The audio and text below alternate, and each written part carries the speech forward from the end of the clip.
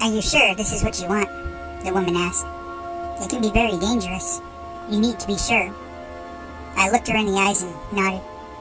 Maybe you should give this some more time. Sleep on it. It really is a big decision.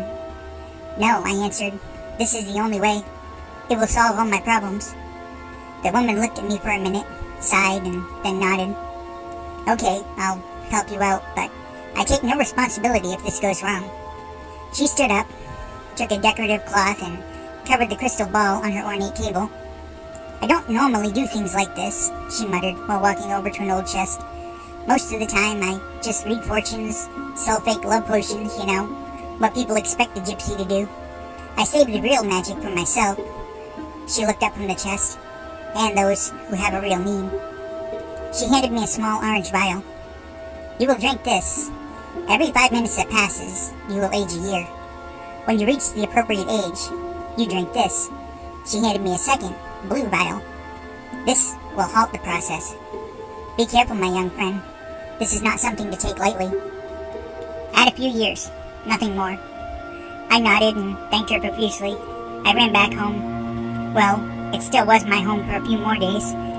After the accident that took my parents, my only choice, given my age, was to go to my uncle's, my only living relative.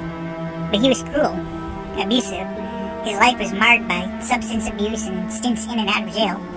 He was slated to take over my parents' finances to hold until I turned 18. I was only 13 and there was no other way.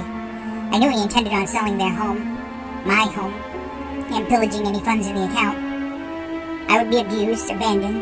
No, I wasn't going to let that happen. I would age a few years, keep my family home, and keep him away from my parents' legacy. I drank the orange vial.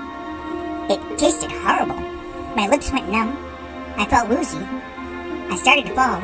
I grabbed for the table, but missed it and hit my head. My world went black.